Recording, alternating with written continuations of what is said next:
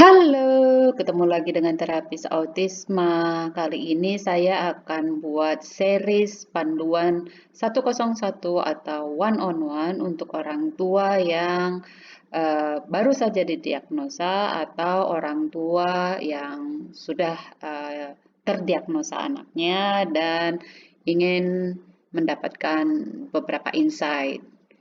Nah, kali ini saya akan memulainya dengan yang paling sederhana ya, yang pertama kali didapati sama orang tua yang mencurigai anaknya berkebutuhan khusus.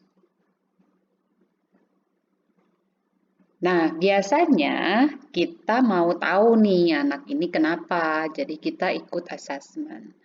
Assessment itu artinya melakukan pengetesan. Siapa aja yang melakukan pengetesan? Ada dokter anak, dokter tumbuh kembang, psikiater, psikolog, guru, atau orang tua itu sendiri, atau terapis yang eh, sesuai, misalnya terapis wicara, terapis okupasi, terapis fisioterapis, atau terapis perilaku. Jadi, assessment ini nanti dibagi lagi, assessment untuk diagnosa atau assessment kemampuan atau assessment program.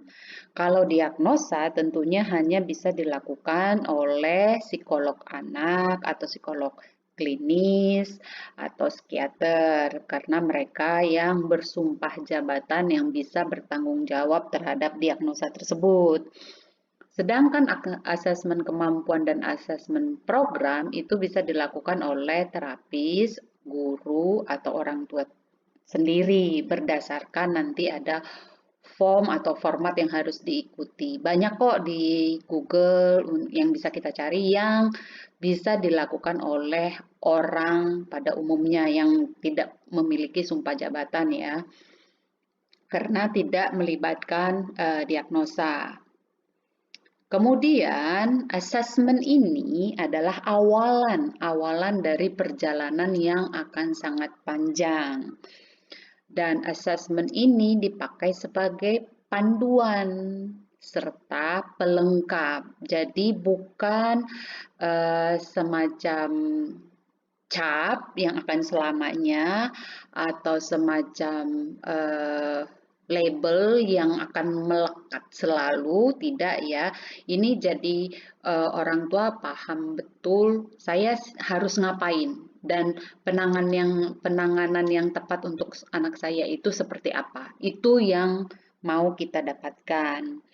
Namun yang perlu kita pahami bersama bahwa assessment itu biasanya ya standarnya di sekolah atau di klinik atau dimanapun itu 1 jam sampai 2 jam, maksimal 3 jam saya pernah lakukan atau di klinik tertentu juga pernah ada. Dari situ kita bisa tahu bahwa anak ini yang misalnya datang di usia 2 tahun atau di usia 14 tahun atau di usia 20 tahun dia datang, maka kehidupan dia sudah berlangsung selama 2 tahun, 14 tahun atau sudah dewasa tersebut. Maka kalau kita mengandalkan informasi yang didapat dari 2 jam atau 3 jam atau mungkin ada yang 5 menit, maka itu tidak akan menggambarkan secara keseluruhan anak tersebut atau orang tersebut.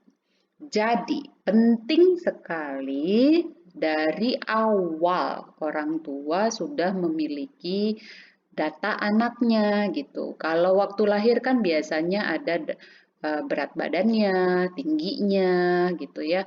Itu disimpan baik-baik. Kemudian hal-hal yang tidak masuk ke dalam data waktu lahir, apakah lahirnya normal, apakah ketika hamil orang tuanya mengkonsumsi obat-obatan atau ada konsumsi makeup tertentu gitu ya, yang sedetail mungkin itu dicatat karena itu akan membantu para praktisi dalam memberikan penanganan yang lebih tepat lagi. Dan data ini harus disimpan rapi karena akan dipakai berkelanjutan. Misalnya ikut terapi perilaku, akan diminta data tersebut. Ketika kita berpindah ke terapis yang lain, terapis okupasi misalnya, akan diminta lagi riwayatnya, merangkaknya, merayapnya, tengkurapnya, dan lain sebagainya itu pasti akan diminta lagi. Jadi sebaiknya orang tua memiliki uh, data yang baik gitu ya. Bisa disimpan di folder, bisa disimpan di file, kemudian nggak perlu dilaminating, cuman perlu di print dan dicatat dengan baik dan rapi, sehingga ini bisa jadi jurnal yang dibawa ketika kita berkonsultasi. Uh, itu saja untuk tahapan pertama mengenai assessment, panduan one-on-one mengenai assessment. Dan diingat ya, ketika kita bertemu dengan konsultan A, maka pendapat tersebut berdasarkan konsultan tersebut, berdasarkan background-nya dia, background pendidikan, background pengalamannya, maka ketika kita bertemu dengan konsultan lainnya, maka itu berdasarkan pendapat dia, pendidikan dia, pengalamannya dia. Jadi jangan dibandingkan. Karena kalau dibandingkan, maka orang tuanya sendiri yang akan bingung. Apa yang terjadi kalau hasil asesmennya itu berbeda-beda, maka ambil benang merahnya saja.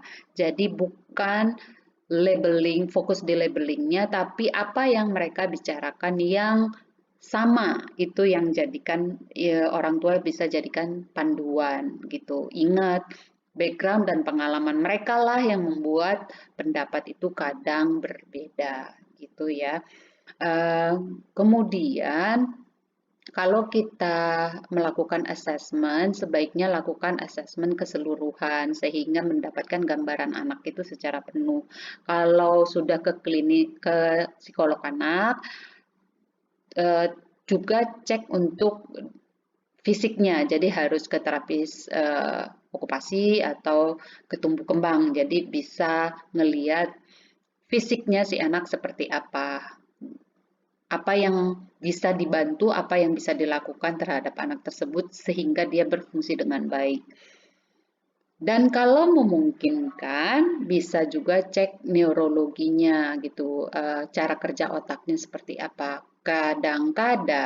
Kadang-kadang ya ada diagnosa yang tersembunyi yang tidak kita tahu. Salah satunya itu adalah epilepsi yang bisa muncul kapan saja. Jadi ini juga bisa jadi perhatian kita neurologinya. Anak nggak akan berkembang maksimal kalau dia memiliki gangguan neurodisorder. Jadi semua informasi yang dia dapat dari mata, telinga, hidung, taktilnya itu kan informasi yang dia dapat dari semua sensor tersebut. Kalau tidak diproses dengan baik oleh otaknya, maka informasi tersebut tidak akan bisa berfungsi untuk dirinya sendiri. Oke, sudah hampir 9 menit. Kita ketemu di sesi berikutnya. Bye-bye.